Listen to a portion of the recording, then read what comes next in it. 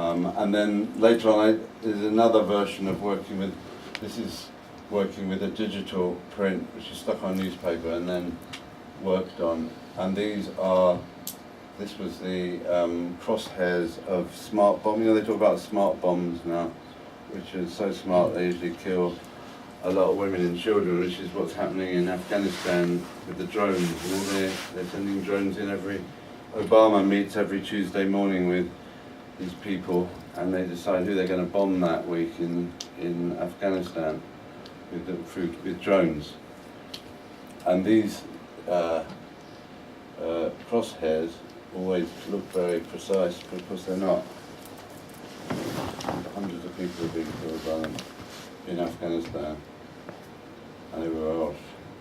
So again, it's trying to get a physicality into the image, and not just a montage type effect. And the image is being very broken, using oil, linseed oil, to get sort of broken up. And then that's how they were in a gallery recently. And then I started working with another artist called Cat Phillips, who's a younger artist who's a digital artist, whereas I'm digitally pretty dead and haven't managed to use it. And I always thought it was too clean as a medium, but we started putting stuff onto the flatbed scanner, which probably a lot of you have done, and we bought some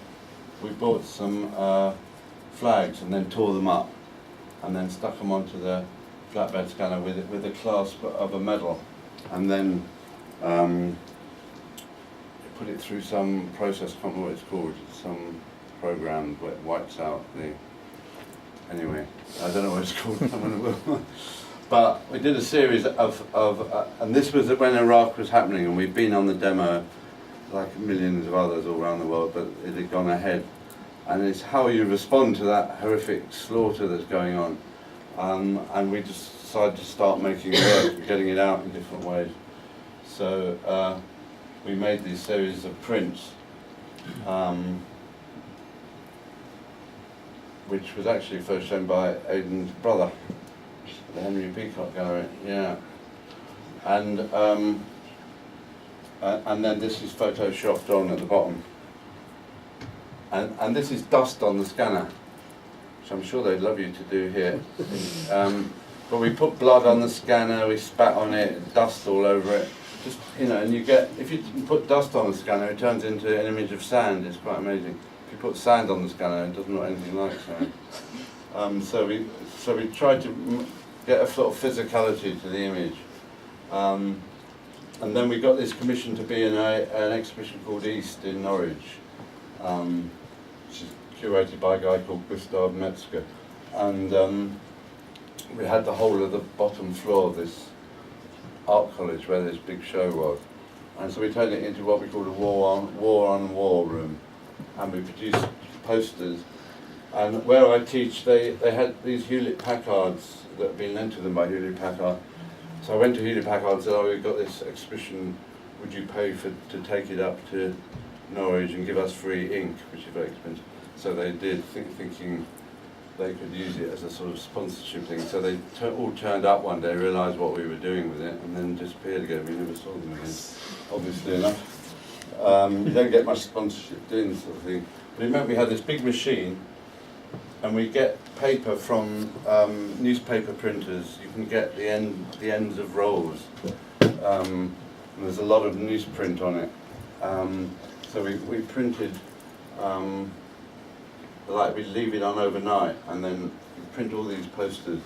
So the room became, and then people could take off these anti-war posters and put them up around the area. There's a lot of peace groups around Norwich, around that area, East Anglia. And these were some of the images that we made. And people could take them off and put them up. And so the room became like a resource area where people could either come and make their own images. Quite a lot of students came and made their own images there. Or people could come and just read books. And it's like a hybrid space, which is a very interesting thing you can do now with digital printing, because the printing can take place in the same space as the people.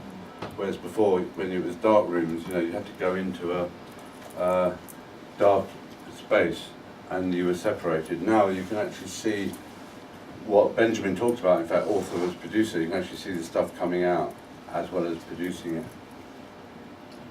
And that's one of the, that's a classic sort of montage idea. This was one of the British soldiers photographed this, as they did, thinking, people like to see their torture. And that's Bush and Blair. And that was done for a magazine. That's Bush and Blair again.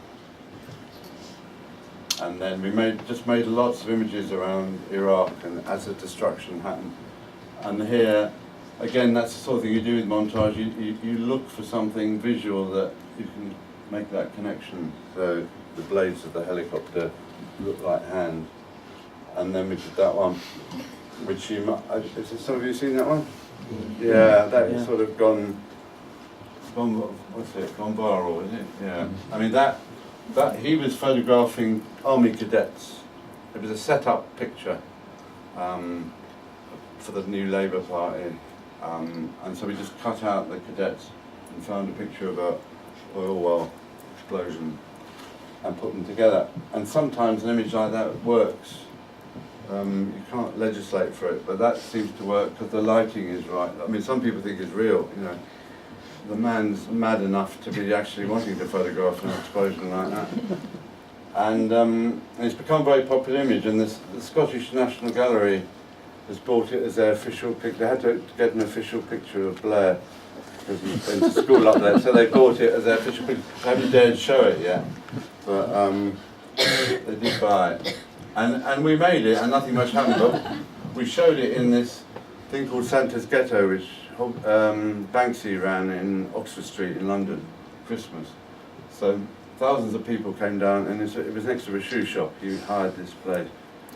He put it in the window, so thousands of people came and photographed. It's got a very sort of mimetic quality. People want to get their mobiles out, and lots of kids got into photographing their friend with a mobile who had another friend with a mobile, and they were all standing in front of each other and doing complex things.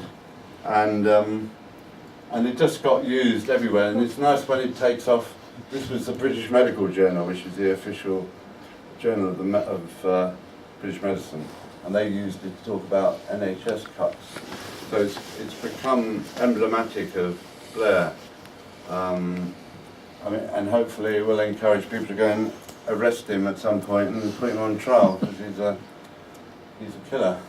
Did you get money from that? From them printing your image in there, did you get money from that? Yeah, they'd pay a fee. Yeah, if it's a commercial magazine like that, they always pay a fee. I mean, what our thing is, like Stop the War movement, they use it to raise money. They make posters. People like that would pay probably 50 quid, reproduction fee, something like that. Yeah. And a lot of people rip it off as well. But if they're on the right side, it's okay. And then he went to the Chilcot inquiry, Blair, which is the inquiry into Iraq. So we projected it on the building next door in Westminster at night. We got done by the police in about 10 minutes. But what did they say to you? What did the coppers say to you? They said that there is a new law now about light projection. It's quite a complex area, isn't it? Because you're not actually damaging the building. Oh yeah. But they said there is a law that is private property and you can't do it. So we had to, and the attendance from the building. So we were doing it from a computer with a generator. And projection is an amazing thing. There's an artist called Wadishko, I don't know if any of you know, he's an amazing projection artist. I mean, this is pretty crude stuff, but he's amazing. And so we did that work, and we also made enormous pictures which are on paper, put through a digital printer, and then the images are broken up with a hammer and smashed with, so the thing becomes very broken. We wanted to make very broken looking images.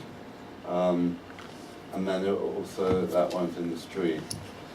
And then that was being used at a,